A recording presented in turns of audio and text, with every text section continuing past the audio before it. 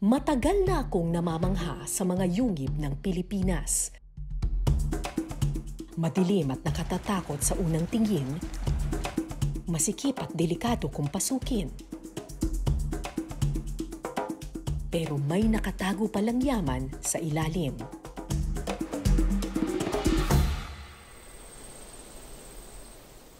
Ang Biak na Bato National Park sa San Miguel, Bulacan, ang pinakaunang kuweba na aking napasok noong ako'y baguhang reporter pa lamang. Taon-taon, libu-libong turista ang bumibisita dito para mamangha sa kasaysayan at kalikasan ng lugar. Pero nang mangyari ang pandemya, nag-lockdown din ang Biak na Bato. Isinara sa bisita ang mga kuweba. Makalipas ang 7 buwan, sa unang pagkakataon, papasukin naming muli ang mga kuweba ng Biak na Bato.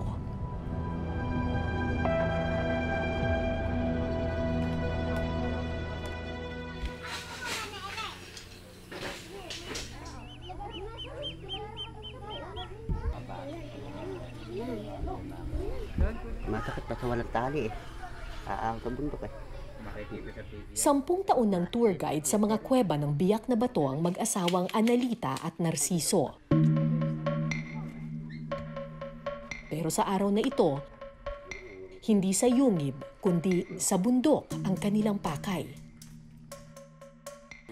Aling Analita, ano pong pangalan ng bundok na ahunin natin? Butarero po. Butarero? Opo. Ano ba yung sabihin ng Butarero? Eh, medyo mataas daw po yung ahunin. Pagka papunta po tayo doon, pababa naman siya. Pag paahon na dito, yung may dalang na tayong buho, yun ang po yung mataas. Mapapalaban tayo dito.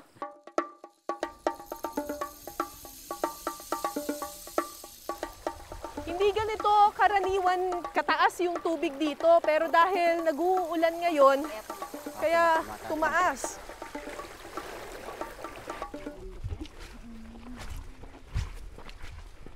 Papuntang mag-asawa sa bundok para kumuha ng buho, isang uri ng kawayan na ginagamit pang bakod sa mga tahanan. Dahil may bagyong paparating, palaging umuulan sa bahaging ito ng Bulacan. Madulas Okay lang ang po, lupa. okay po, kaya-kaya.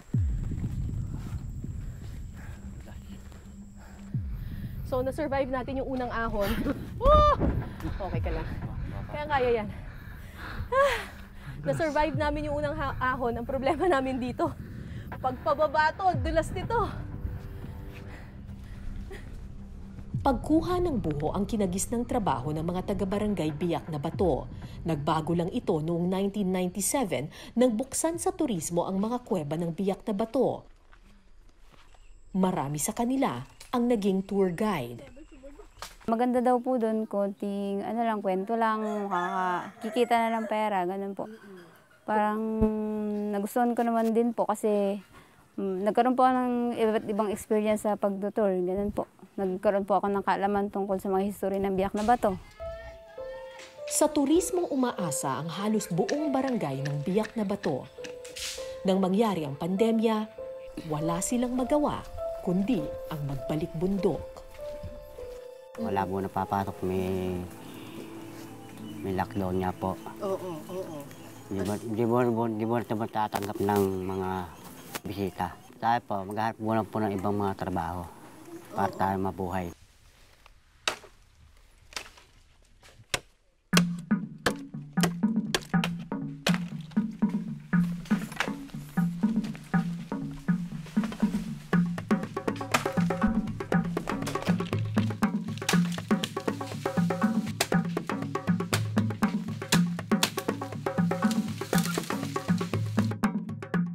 Matalas ang katawan ng buho.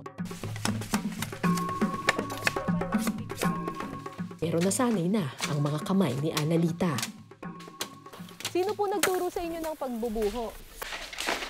Wala, nakagisa na po namin na ganyan. May nag-ano rito sa bundok. Dati po ang buho po ang kinukuha lang dito.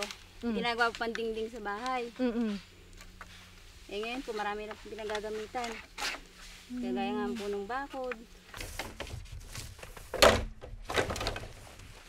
Para makayari ng isang bakod, kailangan mong kumuha ng 5 piraso ng buho. Bawat bakod na ibibenta lang nila ng 60 pesos. Gustuhin man ni Analita na kumita ng higit sa 100 piso, sadyang mabigat pasanin ang mga buho. Umulan, so napuno ng tubig yung mga buho. Ang tansya ko dito siguro mga nasa 20 kilos yung bigat nito. Siguro kung bubuhatin mo to, siguro mga 5 minuto lang o 10 minuto lang pagod ka na. Ang matindi, yung mga lalaki, hindi lang 10 buho ang bubuhatin, 25. Dati-rati, kumikita sila ng 300 hanggang 500 piso kada araw bilang tour guide. Pero kung gusto raw nilang kitain ito ngayon, kailangan mong magpasa ng mahigit 25 buho sa iyong balikat. Tour guide po kasi yung 300 sa maghapon kita mo, pero hindi ka po pagod. Madami po yung pahinga kumpara sa nakipag-arawan o yung umaahon sa bundok.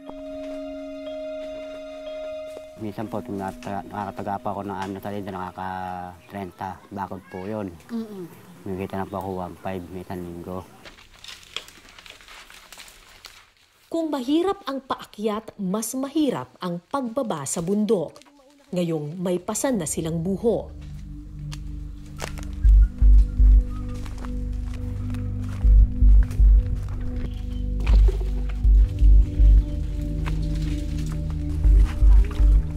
Ate, ingat! May bangin dyan! Pahinto-hinto po kasi basta mabigat po dala yun. Kung lalo po ganyan umuulan, madulas po.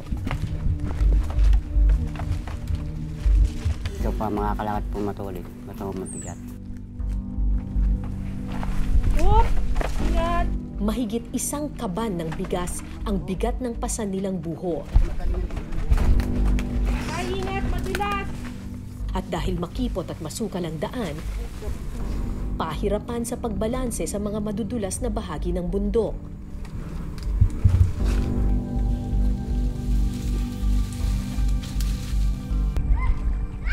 Makalipas ang 2 oras,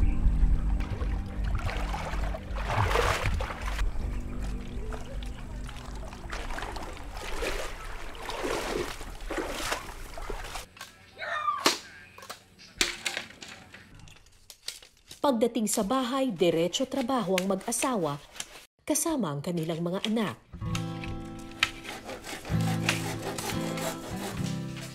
Salit-salita ng mga bata sa pagsagot sa kanilang module at pagtulong sa mga magulang.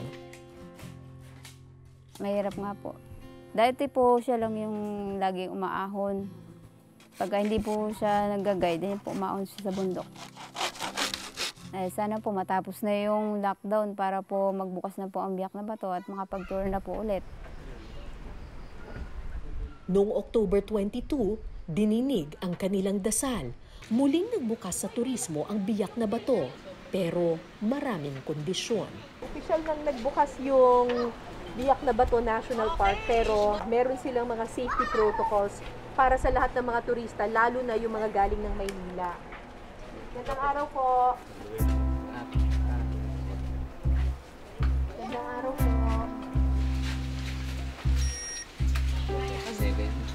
So simula nung nag-lockdown, talagang COVID-free itong Biak na Bato. Kaya talagang gusto nilang mapanatiling COVID-free hanggang ngayon. Kaya kahit na pumasok yung turista, requirement ang swab test.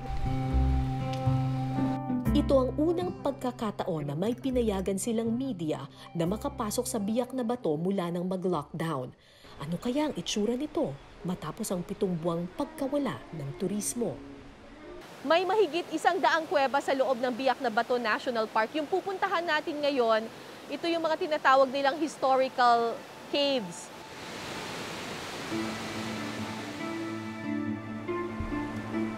Umuulan nang bumisita kami sa Biak na Bato. Malakas ang ragasan ng tubig sa ilog, kaya doble ingat ang buong team.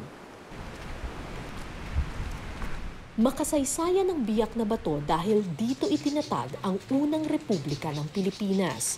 Sa mga kuweba rin ito, nagkuta ang mga katipunero ni General Emilio Aguinaldo.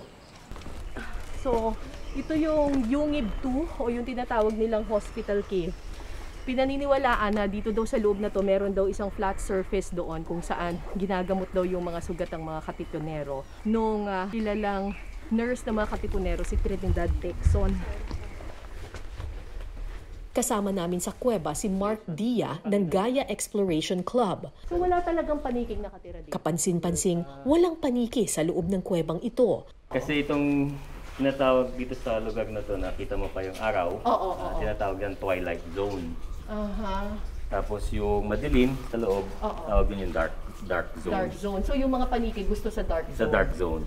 Pero kapansin-pansin din ang mga bakas ng kamay sa pader ng kuweba. Mga tao siguro, mag-iwan ng souvenir.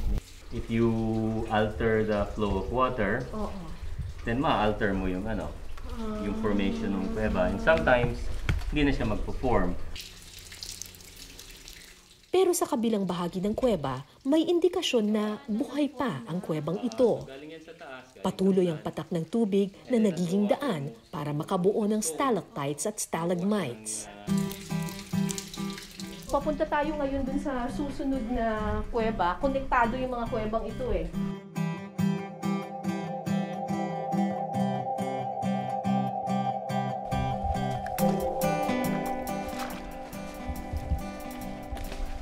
Ayun!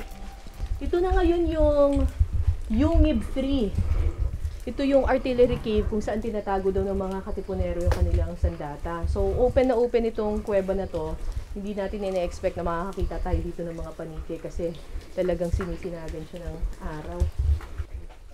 Pero pagpasok ko sa loob ng kuweba, laking gulat namin nang may makita kaming namamahay ng mga paniki. Ang lalaki! Ayon sa mga eksperto, magandang senyalis ito na bumabalik na ang dating sigla ng mga kuweba. Pansin ko merong parang fruit bat na nag-iikot doon, yung malalaking paniki. Normally wala yun doon. So ngayon they're trying to reestablish themselves in their habitat.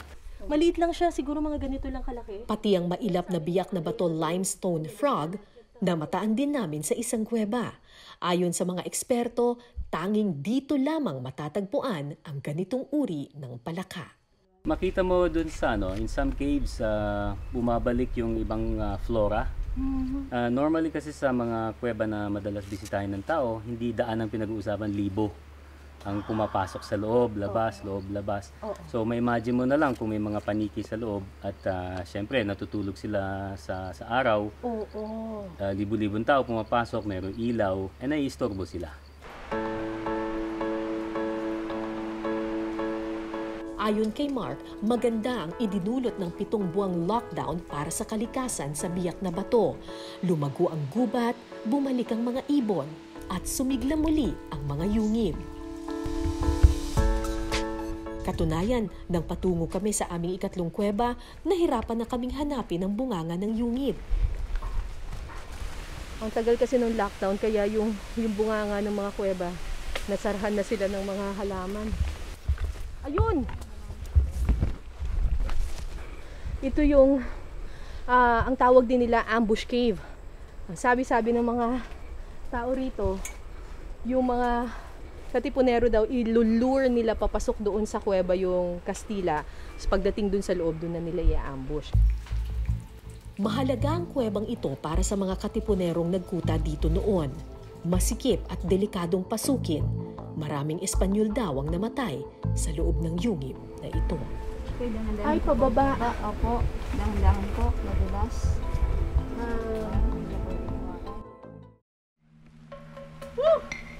Okay naman. Sige lang ma'am. Ito na lang, meron na dito. Ay, madulas din yung medyo makikip. Sa tulong ng mga guide, matagumpay kaming nakababa sa ambush cave. Madilim at masikip ang mga pasilyo nito.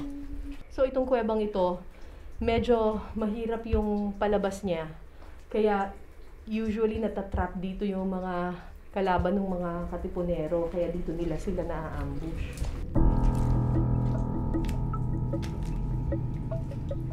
Binaybay namin ang kaloob-looban ng kuweba.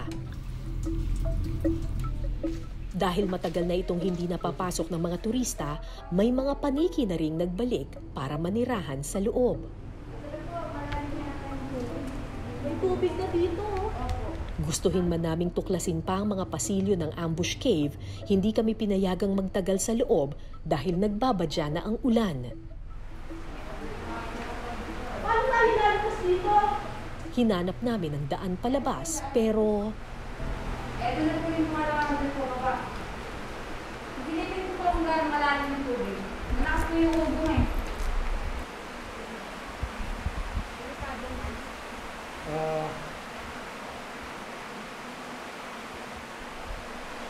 So ito yung karaniwang daanan palabas nung unit. Pero narinig ko na ang lakas ng agos ng tubig.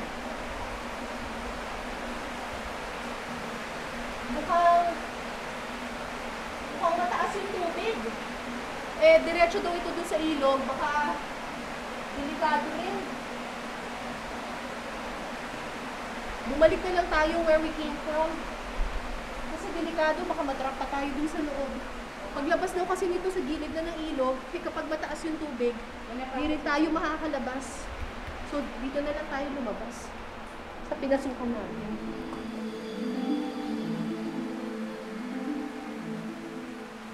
ayon sa pamunuan ng Biak na Bato National Park, bagamat bukas na sa bisita ang parke, hindi pa nila papayagan ang mga turista na pumasok sa mga kuweba.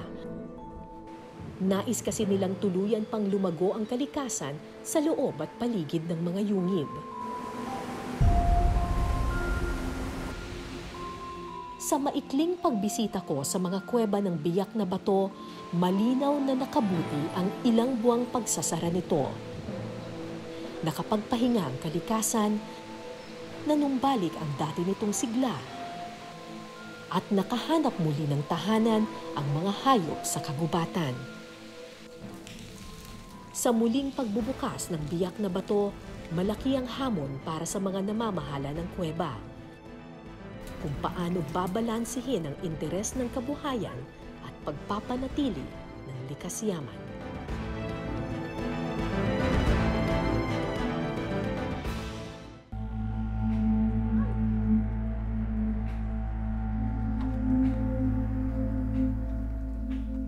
Matagal nang may tunggalian ang kabuhayan at kalikasan. Ang interes ng tao at tahanan ng mga hayop. Ang kabuhayang hatid ng mga turista at natatagong yaman ng ating mga kuweba. Pero kung may isang bagay tayong dapat malaman, madaling gumawa ng pera at kabuhayan. Pero mahirap ibalik ang yaman ng kalikasan. One thing we should always remember, ang kuweba is a non-renewable resource. Pag siya ay nasira, hindi na siya mapapalitan. It took millions of years, hundreds of thousands of years for a cave to form. Magkaroon ng balance sa loob, which we will disturb if we do tourism activities. That's why we should give the appropriate management to the cave. Higit kailanman, mas ramdam ngayon ni Narciso at Analita ang kahalagahan ng mga kuweba ng Biak na Bato. Umaasa sila na sa muling pagbubukas nito, mas mataas din sana ang paggalang ng mga bisita sa gubat at kuweba na kanilang inaasahan. Sa isang banda, ipinakita ng kasalukuyang pandemya sa ating lahat ang mga bagay na pinakamahalaga. Hindi pera at material na karangyaan, bagkus pagpapahalaga sa likas yaman at ating pinagmulan. Ako po si Cara David at ito po ang Eyewitness.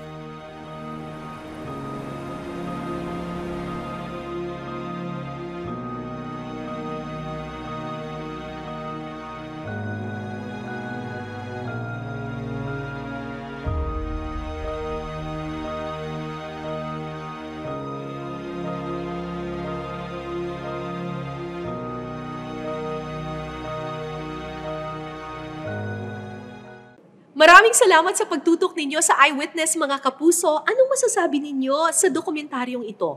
I-comment nyo na yan. Tapos mag-subscribe na rin kayo sa GMA Public Affairs YouTube channel.